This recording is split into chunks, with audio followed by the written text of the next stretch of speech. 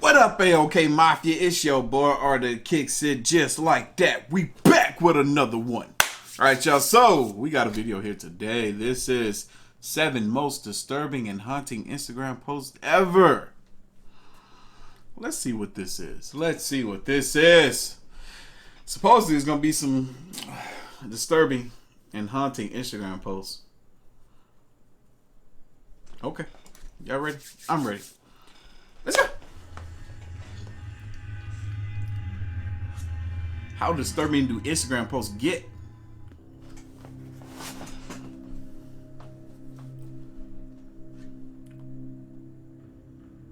Number 7. A travel blogging couple. A young, globe-trotting couple plunged to their deaths in California's Yosemite National Park not long after posting a warning about engaging in risky behavior when traveling. Vishnu Viswanatha, 29, and Meenakshi Murthy, 30, died on October 25, 2018, after falling from Taft Point, a popular overlook at the park that does not have a railing, and their bodies were recovered by park rangers on October 29th. How did they both fall? The pair, who were from India but lived in California, were travel enthusiasts and had a blog called Holidays and Happily Ever Afters that chronicled their adventures. The blog's Instagram account had 15,000 followers at the time of writing. Oh, wow. Eerily, in a recent Instagram post, Murthy shared a photo of her sitting on the edge of the Grand Canyon, where she reflected about the daredevilry of taking pictures from dangerous locations. A lot of us, including yours truly, is a fan of daredevilry attempts, of standing at the edge of cliffs and skyscrapers. But did you know that wind gusts can be fatal? Is our life just worth one photo, she wrote? Viswanath's brother told local media... That's crazy that they were aware of that. She's consciously aware of the dangers of taking those type of pictures, but yet, look what happened. In India, that he believes the couple were taking a selfie when the tragedy happened. The couple fell almost 245 meters in an area surrounded by steep terrain, and rescuers had to use a helicopter to recover the bodies. In an eerie coincidence, a man who had hiked to the same spot with his girlfriend captured pictures of Murthy before her fall, saying she accidentally appeared in the background of 2 of their selfie photos. Sean Madison said Murthy stood out from the crowd enjoying the sunset atop Taft Point because her hair was dyed bright pink, and that she made him a little nervous because he felt she was standing too close to the edge. Madison said his girlfriend, Drea Rose Laguio, noticed that Murthy had been captured in their images after pictures of the 2 victims were published. Madison was quite shocked when he learned that he might have taken the last known photos of the blogger just moments before she fell from Taft Point with her husband.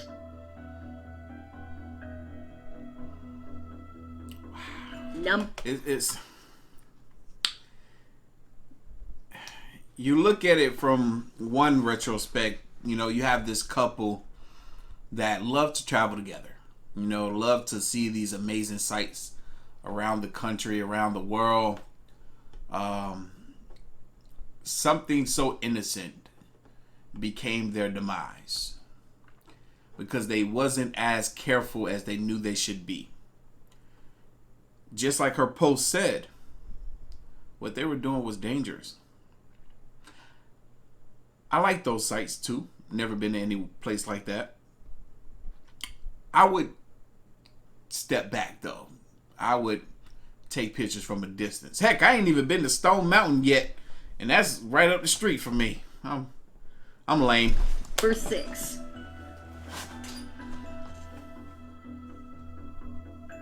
On July 21st, 2017, 14-year-old girl Jacqueline has died after the car she was a passenger in crashed in Los Banos, southwest of Merced, and it was all live on Instagram. Oh no. Her sister, Obdulia Sanchez, then 18 years old, was driving Jacqueline and her friend, Manuela Seja, back to her hometown of... I feel like I know this story. I feel like I've seen this story before, but these girls don't look familiar. I mean, this has happened a few times. But let's see. Stockton, California, when Abdulia lost control of her white Buick while live streaming herself singing and dancing on Instagram. I remember this now. Abdulia crashed through a barbed wire fence and overturned in a field, ejecting Jacqueline and Manuela, both 14-year-olds, who were not wearing seatbelts, through a rear window. The California Highway Patrol says Abdulia was under the influence of alcohol when she crashed. Jacqueline Sanchez died at the scene, and Manuela injured her leg. Abdulia recorded the entire thing, filming herself over her sister's bloodied body. And look, recording it. Look, oh my God, I killed my sister. Oh my God, y'all see? Social media. Social media. Apologizing and begging her to wake up. Part of the live stream shows Abdulia outside the car with what appears to be her sister Jacqueline's body. Manuela can be seen attempting to wave down help. I effing killed my sister, okay? I know I'm going to jail for life, Abdulia says in the video. This is the last thing I wanted to happen, okay? I don't effing care, though. I'm going to hold it down. Rest in peace, sweetie. If you don't survive, I am so effing sorry. Mary Hernandez, 25, was following Abdulia on Instagram and watched as the live stream showed the car careen into the fence. Disturbed by what she saw, Hernandez said, "There are so many people that are on my Snapchat that I see driving on their phone. I hope that this video makes people think twice about what they're doing in their car." Sergio Ramos Estrada, a cousin, told NBC News the teens were preparing for a quinceañera, a special 15th birthday celebration, when the accident happened. Abdulia was sentenced after pleading no contest to gross vehicular manslaughter, DUI, and endangering a child. Number 5. Man, that... When you think about... Let's say you're the father or mother of that child. The last thing you ever want is for something like that to happen to your baby. It's heartbreaking. It's absolutely heartbreaking. I see now why my mother was so overly protective of me. Because I know, well, I've always knew, not seeing now, I've always knew she would have lost her mind had anything happened to me growing up. Man. Shit. I'll probably be the same way about my kids too, man. A woman has shared a picture of her unusual tattoo and the unbelievable story behind why she has it on her arm. The scrawled writing at first appears to be in a different language, but on closer inspection, it reveals a childlike jumble that reads, "It's real." Maddie Johnson had the tattoo on her wrist as a tribute to her auntie, Tina Hines, who died for 27 minutes before being revived and brought back to life.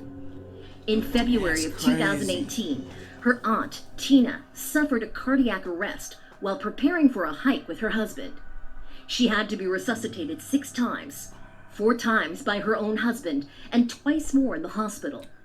When she finally woke up, after 27 minutes, the first thing she did was ask for a notepad because she had to write something down. "It's real." When asked what her note referenced, Tina responded by pointing up to heaven with tears in her eyes, according to her niece. Maddie from California, USA, posted the image of her tattoo on her Instagram page. A 2013 study on the phenomenon, published in the Journal of Proceedings of the National Academy of Sciences, found that high levels of brainwaves present in rats at the time of their deaths may help explain the vivid experiences described by near-death survivors. A lot of people thought that the brain after clinical death was inactive or hypoactive, with less activity than the waking state. And we showed that this is definitely not the case, said Dr. Jimo Borjigan, who led the study. If anything, it is much more active during the dying process than even the waking state. Number 4. What does that even mean? That the brain is more active during the process of the human body dying, or even the brain dying, than in the awakened state. I can believe that. I can believe that. Yo, now that I think about it, I actually woke up this morning and I voice messaged through Instagram my best friend. And I told her a dream that I had. And the dream was so vivid that there were certain things that I tasted. There were certain things that I smelled. And it was so strong. And there was a high that I was feeling. Because in my dream I was getting high. It was a high that I was feeling. And I really experienced all of that. Just goes to show you how powerful the mind is.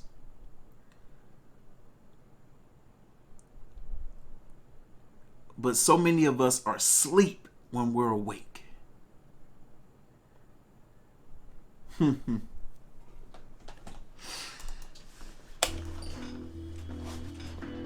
Lauren Bunner and Jolie Callan had picked a beautiful day to take a hike through the heavily wooded Pinhoti Trail of Mount Cheaha, Alabama in August 2015. Before they headed off, Lauren, then 20, posted a picture of Jolie on his Instagram account, the first of 4 photos that day.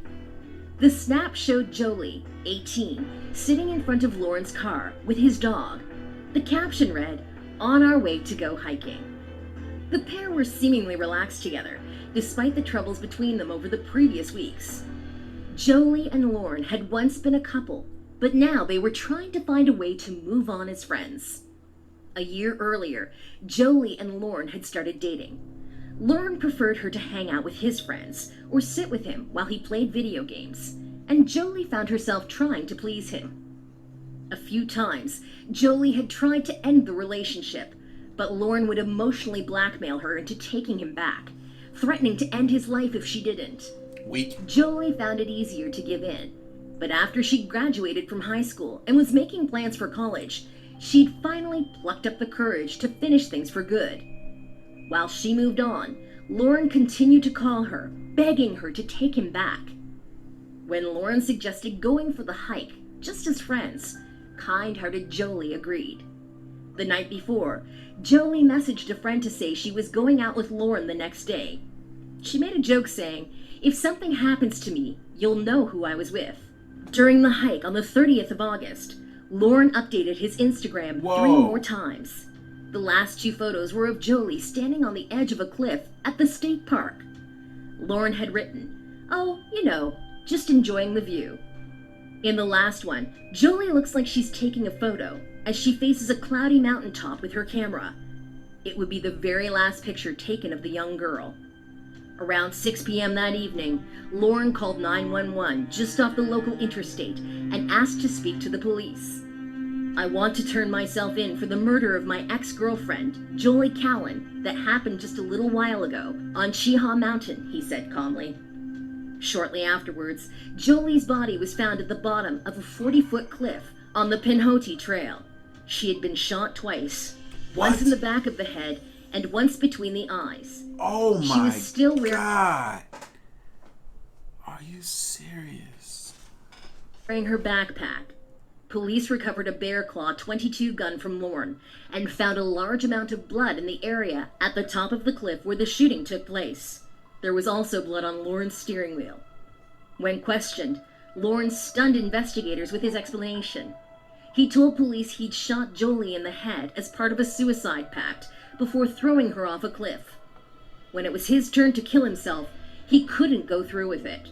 Police believe that Lauren had simply lured Jolie to the remote area with the intent of killing her because he wasn't able to convince her to take him back. Exactly. Family members said she was making plans for the future and did not seem depressed. No. The Instagram photos that documented Jolie's last hours were heartbreaking and showed a lack of remorse from her killer. It was heard that Lauren had even bragged to cellmates about the murder, saying he wasn't sorry because if he couldn't have her, no one would. Lauren was sentenced to 52 years in prison and told to pay over $11,365 in restitution to the Alabama Crime Victims Commission. Jolie thought her ex was finally moving on when they went on that fateful walk. But Lorne had plans to have the final say about how things would end between them. Woo! See, that's another thing too, man. Woo! I don't know, man. I don't know. I'm over here thinking if I had a daughter, what age would I allow her to start dating? And what all would I tell her in order to protect herself? Wow. Man, you can never truly protect the ones that you love and care about. Not completely. Not if they have any glimpse of freedom into the real world.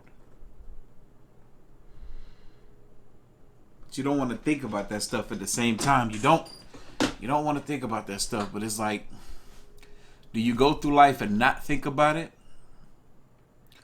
Or just have glimpses of thoughts that flow through your head? Or do you do what it takes to prepare yourself in case those sort of things do happen? Like, what do you do? What do you do? Number 3.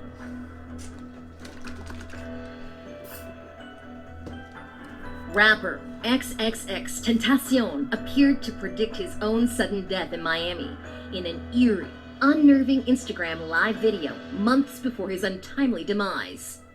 The 20-year-old rapper, whose real name was Jesse Onfroy, was leaving a motorcycle shop in Fort Lauderdale shortly before 4 p.m. when 2 men in a dark-colored SUV shot and killed him in an apparent robbery.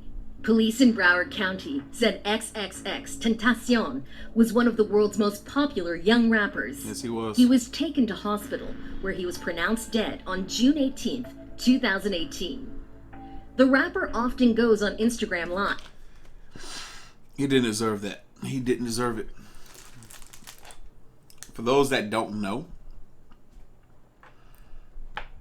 he was the first artist that I ever reacted to on my channel. He was the very first artist I ever reacted to on my channel. It's crazy to think this man is gone already. It seemed like it wasn't that long ago, but at the same time, it does. He had mental issues, but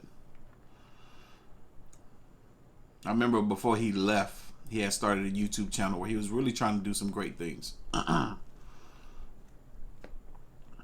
was trying to give back. Sucks that it happened. To talk to his fans while encouraging them to stay positive and do good despite his controversial image. Yeah. The 20-year-old star was in the process of turning his life around, Yep. and in that weekend was planning to host a charity concert in his community. Yep. See, that's what I'm talking about. He was trying to turn his life around and do some good things. In his last Instagram Live video, XXXTENTACION spoke about his fears of dying too young, but says he will at least know that his music and his message will live on. And the young lady he was talking to at the time was pregnant with his child too. Crazy. If I'm going to die or ever be a sacrifice, I want to make sure that my life made at least 5 million kids happy, or they found some sort of answer or resolve in my life, regardless of the negative around my name, regardless of the bad things people say to me. XXXTENTACION told his fans. XXXTENTACION has been battling depression and often raps about his struggles in his music. In 2018, he released a single titled Sad, which became a massive hit among the young fan base in hip-hop.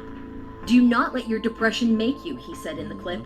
Do not let your body define your soul. Let your soul find your body.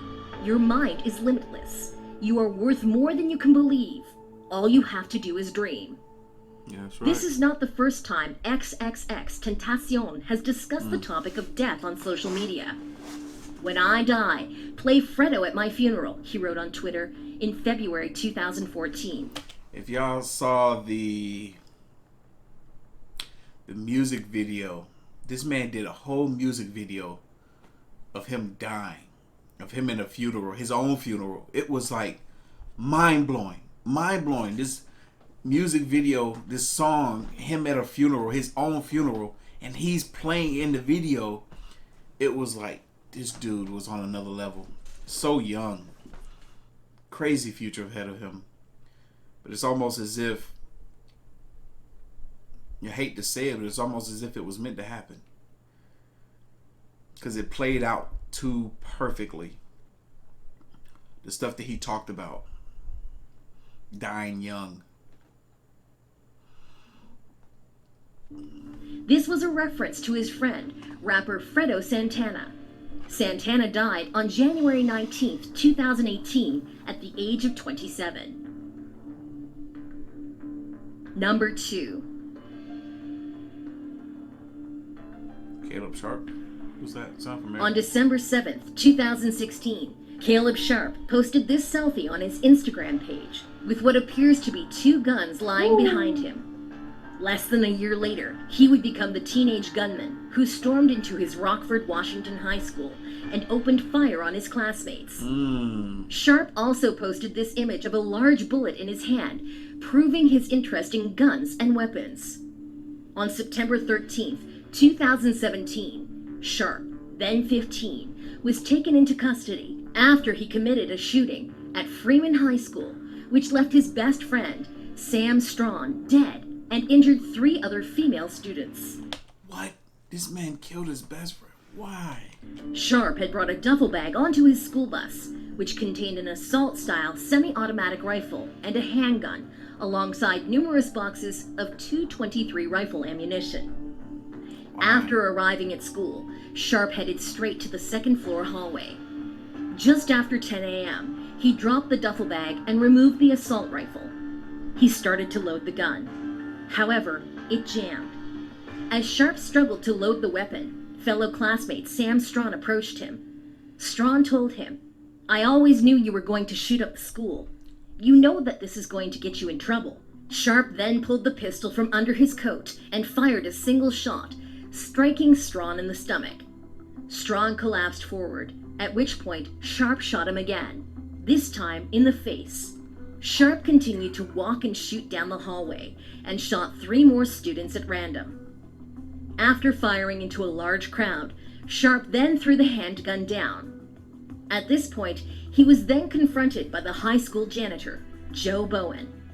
Sharp raised his hands above his head in surrender as Bowen approached. Prior to the shooting, Sharp had written notes to some of his friends indicating he planned to do something stupid that might get him killed or jailed. Though the students told counselors, it wasn't clear what was done in response. Sharp had retrieved the weapons used in the shooting from his father's safe, which he knew the combination to access it. Sharp's mother stated that he had written a suicide note a week prior. His school counselor also knew he was suicidal. Sharp is being held in the county's juvenile detention center.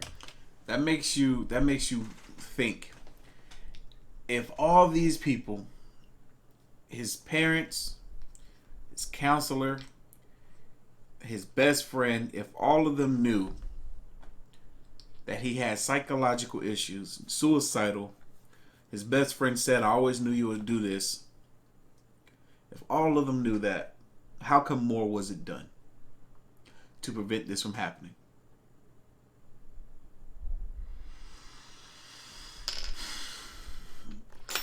I don't think he's the only one to blame for this, to be honest. Preventative measures could have been taken, but they were not.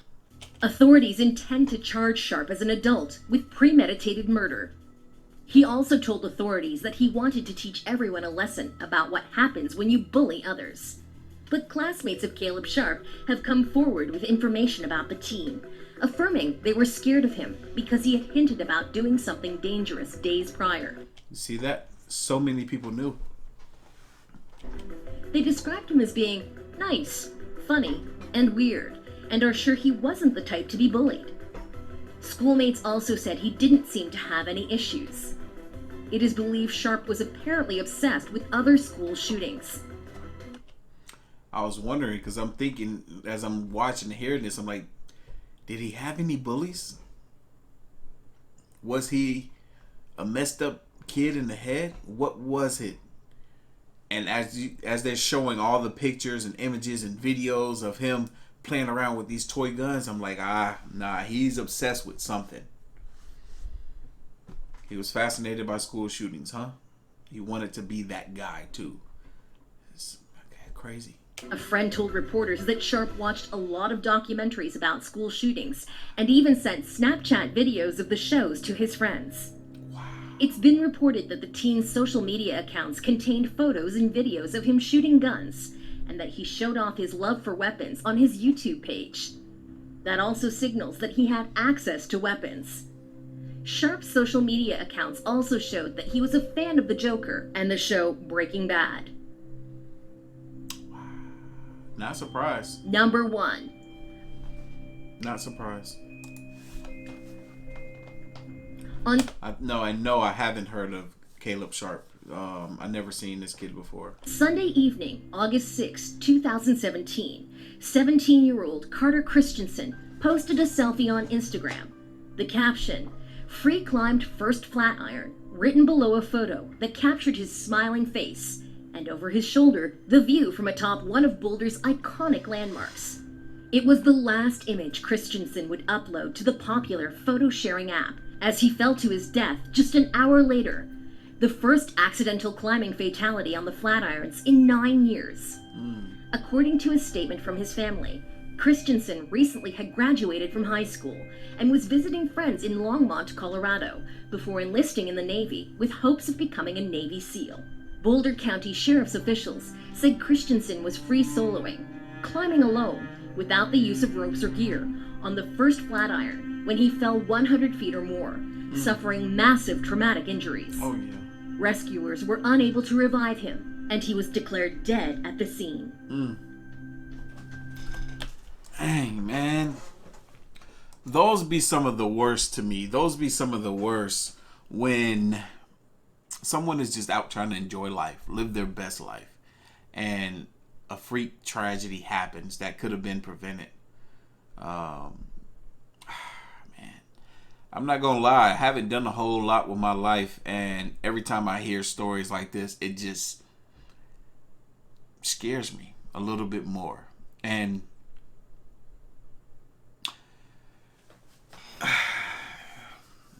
you almost think that, you think about that type of stuff, you have this fear in you in regards to that type of stuff, and you can only attract that happening. I hope that isn't true. I hope that isn't true. Now, I don't have this strong innate feeling of, something bad happening if I go do something on a trip or on a boat or climb a mountain or whatever, like I used to back in the day. But it's still somewhat bothersome. I had a buddy of mine over here today, and he invited me out on this boat trip next Wednesday. And obviously, and instantly, a little thing clicked in my head where I'm like, oh, a boat. I've never been on a boat before. I can't swim. What if something goes wrong? Shouldn't have to think that way. Shouldn't think that way. But you either live life or you don't. Anyway, y'all know what time it is. I need y'all to hit that like button for your boy. Hit that subscribe button. Stay tuned for more.